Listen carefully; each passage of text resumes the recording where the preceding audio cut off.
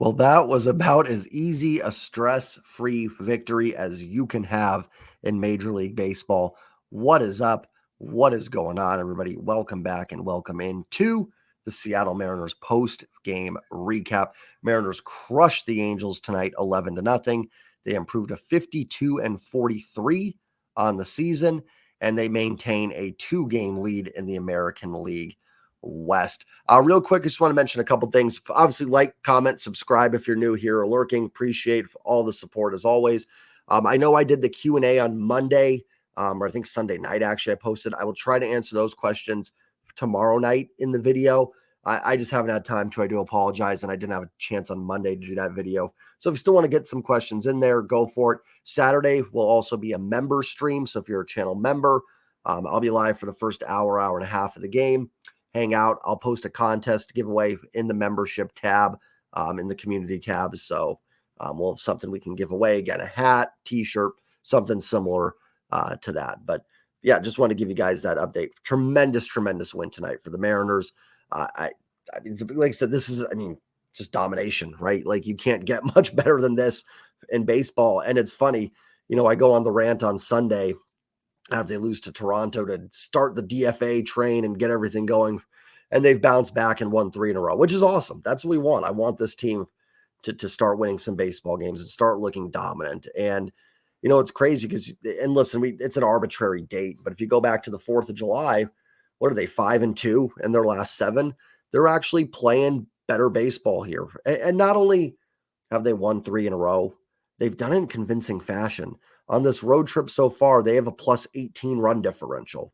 They're not just squeaking by. And there's nothing wrong with 1-run wins or 2-run wins. Yesterday was a 2-run win. Nothing wrong with those. You got to get those too.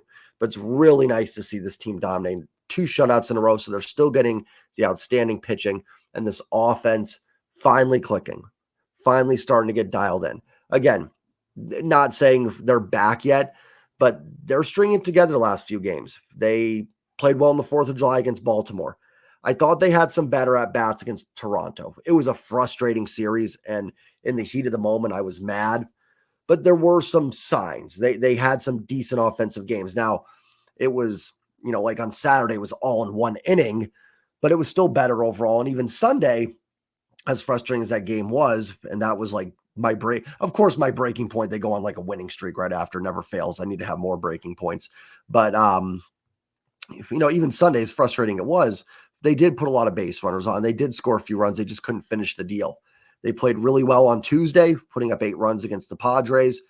I actually didn't think they were that bad against Michael King yesterday in that electric Padres bullpen. Again, nothing I'm going to go, wow, what a great offensive performance. But they did what most teams would do against that when the Padres throwing Michael King with all those relievers at you. And you get a dominant performance today. I am well aware they have not faced ace pitching the last few days. But how many times do we joke that doesn't matter? These guys are going to K 5 or 6 guys no matter what. We say it all the time, right? Myself included. I'm not trying to pick on anybody here. But we constantly say, well, it's not going to matter who's starting. Well, listen, we can't get frustrated when they get shut down by no-name pitchers. And then when they hit no-name pitchers, go, well, it doesn't mean anything. It may not mean anything over the grand scheme of things, but it's at least encouraging that they're hitting. And one thing I do say all the time is a lot of good teams, you get your numbers from beating up on bad teams. It's a cliche, but you break even versus the good ones and you beat the bad teams. And it's the same that's on a macro level with the teams. It's the same on a micro level with pitchers.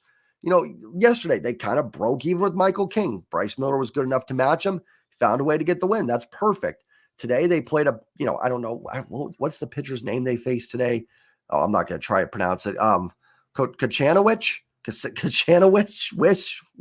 I can't. Goldsmith, Aaron said it. Goldie said it a bunch of times on the broadcast, but I'm not quite sure. And then Rosenberg came in out of the bullpen. Not a terrible prospect. I know he's ranked in the Angels system and everything like that. So hard to say what he'll turn into. But a guy making his major league debut, they did what they needed to do. They pounded them, got out of the game, got in the bullpen. Now, Rosenberg was able to eat 6 innings for the Angels. That's going to help them the rest of the series. But I'm not going to knock a team for doing that against, good pitching or bad pitching. So, good. You need to start hitting some bad pitching. That's what you need to do. That shouldn't be a knock on them. Again, it doesn't mean they're back and that this offense is now top 10 in baseball, but it is still a good sign regardless of the pitching that they're facing. I think that's what I was trying to say. Just made it very long-winded. Let's start with the pitching breakdown for the Mariners. Luis Castillo gets the win, 6 innings, 4 hits, no runs, well, obviously, if you give them no runs, you're not going to have any earned runs. 2 walks, 5 strikeouts.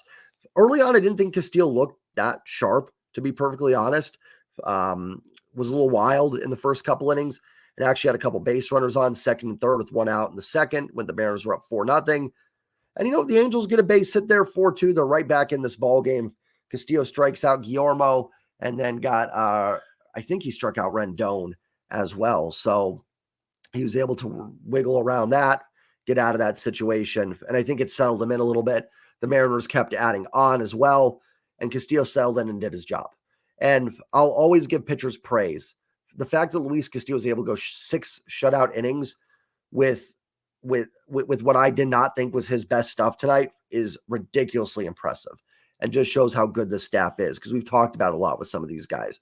I'll say, I don't think they were at their best today. Now, again, Luis Castillo not at his best is still better than a lot of other pitchers. And actually, after the second inning, I thought he settled in really well and actually did pitch significantly better innings 3 through 6 than the first 2, potentially. But solid outing from Castillo. The Mariners got him a big lead.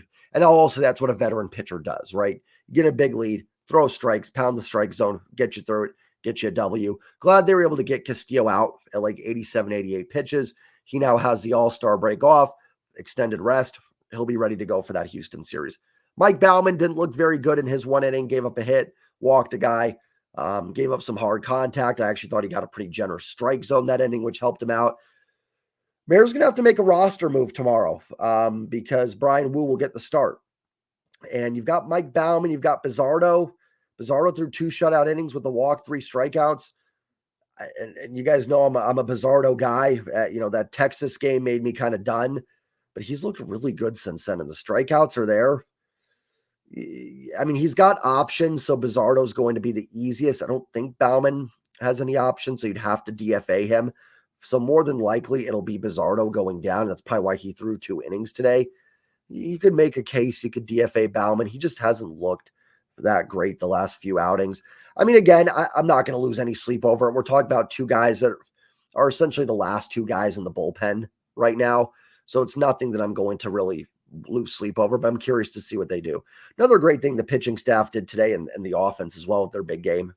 The bullpen was a little taxed today. Munoz probably not available. You could make case Stanek might not have been available. You probably had Thornton, Sauce, Santos. Voth probably, if you needed him, was available. But now you've got everybody rested. You used Baumann and Bizardo today. So now everybody will be good to go tomorrow. You'll have Santos, Munoz, Stanek, Voth, Thornton. So tomorrow, in a game that should be a little tighter with Tyler Anderson, who's been former Mariner, who's been really solid for the Angels going to the All-Star game, a game that you figure, like I said, should be a little tighter. You'll have your full arsenal ready to go in the bullpen. So just the little things, right? There's a lot of little things in each series that you have to look at. I say all the time on Twitter, like, Mariners will be down 7-0 in an inning, but they're facing a really good reliever. Maybe you can drive the pitch count up and you get them unavailable for tomorrow. If you're the Angels, you're sitting there trying to score a few runs. I mean, the Angels might not care at this point. They're out of it. But, drive up pitch count, then the Mariners have to use one of their better relievers today. So there are always little things within the game, even when the game's a blowout, that can still impact the series the rest of the way. So great job by the pitching staff. Back-to-back shutouts for the Mariners. Fantastic to see. Lots to talk about. The offense, 15 hits, 3 walks, 11 runs, only 5 strikeouts. Hey, look at that. The strikeouts going down a little bit, at least for today, at the very least. JP was 3 for 4, a double, a single, and a home run. He was a triple shy of the cycle. Really good to see. JP had been scuffling. He had been striking out a lot more recently. Good to see JP have a get-right game. Maybe that can springboard a big series here for JP before the All-Star game. Great to see. Dylan Moore pinched hit or defensive replacement was 0 for 1. Rojas was 1 for 4 with a base hit and a walk. Josh on base 2 times. He's been scuffling a little bit. So good to see him get on base a couple times. I thought he had a bit of a base running blunder in the first inning. JP doubled. Rojas singled him home. Cal singled. Thought Rojas probably should have stopped at second there. listen, Mariners ended up winning the game 11-0 and scored 4 runs that inning anyway, so I'm not going to harp on it too much. But, if you're facing a better pitcher in that game, like tomorrow against Tyler Anderson, or let's say you get to the playoffs and you're facing, Garrett Cole or someone like that, those little things will come back to bite you, those little base running errors, because better pitchers are going to lock down and get out of that inning there once you make the mistake. So got to be a little bit better there, but good to see Josh on base twice. The big dumper again, homers from both sides of the plate. Now his OPS up to 731, 3 for 5, 4 RBIs, a single, 2 home runs. Cal at 19 home runs. Would love to see him get to 20 before the All-Star break. It's amazing how a couple hot games can raise the numbers, because, last week I'm going to Cal scuffling a little bit, and now Cal's kind of right in line where you'd want him to be essentially. So this is a streaky team. There's a lot of streaky hitters. Even when coming into the season, what I was saying, I think this offense could be top 10 by WRC plus and things like that. I knew it would be streaky. This is just how a lot of these players are. Unfortunately, it's been streaky poor most of the way so far, but we're getting into a hot streak here, the San Diego series, and now here guys are heating up. And when Cal, Julio, these type of guys get hot, man, the sky's the limit for them, because they go like in fuego hot, where it's like, how do they make an out? Julio, 3 for 3, a double down the line. Good to see pulling the double, 2 solid base hits and a walk. Julio on base 4 times today. I know he had a tough game yesterday, so people were concerned. Faced Michael King and Estrada out of the Padres bullpen. A tough matchup. And here's the thing. What do I always say? You can forgive getting shut down by good pitching when you're hitting the bad pitching. I'm okay. I said it yesterday. I wouldn't be as forgiving this series with the Mariners, right?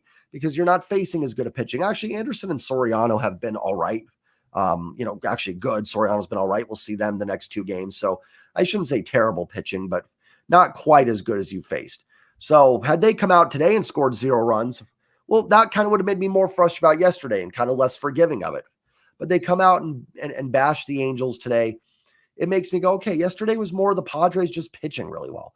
And that does happen, right? And listen, it's easy to say that when the Mariners are in a nice little win streak here, playing better ball. I'm sure my tune will change if they struggle.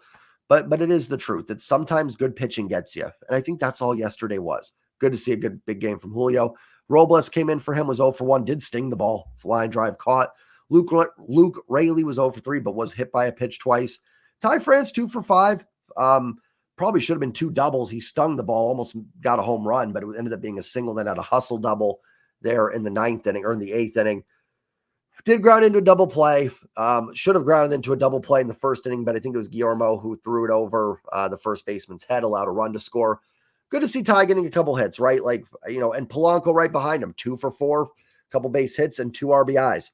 You guys know, and I'm probably not going to mention anymore, but I called for those guys to be DFA'd on Sunday. I don't have any say for what the Mariners do as a roster, or what they do as a front office, I should say. They decide to keep them.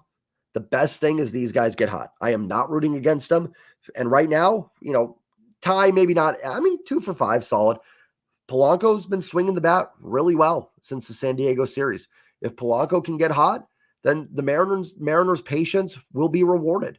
And listen, I can sit there and go, get rid of these guys, get rid of them. But the team knows more than I do.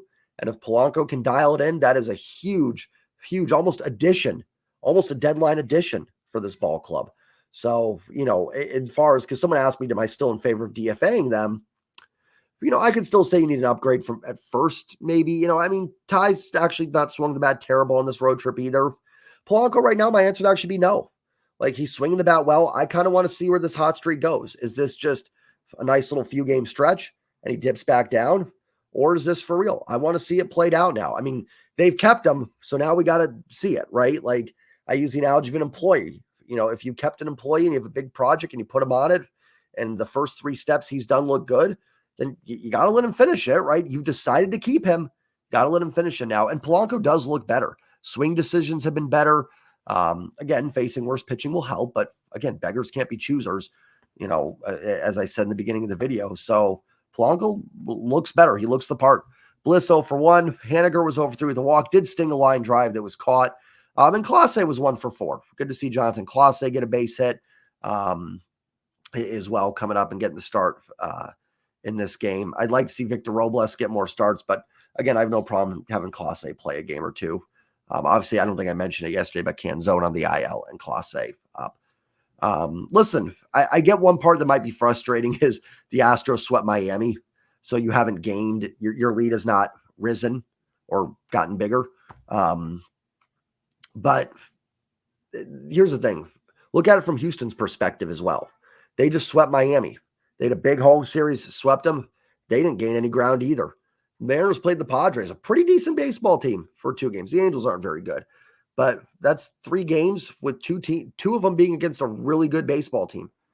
And Houston played one of the worst teams in baseball, and they gained 0 ground.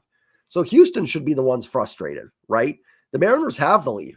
They don't need to do anything, really. I mean, they need to do something. They don't need to really worry about Houston.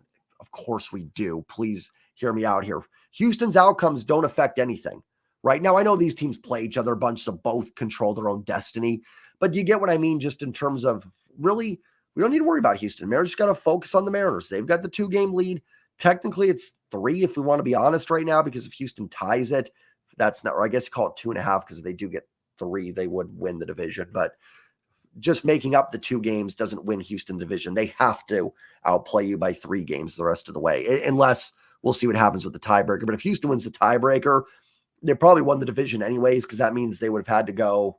Let's see, their Mariners are 5-2 against Houston. There's 6 games left. So that's 7, 13. So the Houston have to win 7. So Houston would have to go 5-1 against the Mariners to get the tiebreaker. And if they do that, you kind of figure they've passed the Mariners anyways.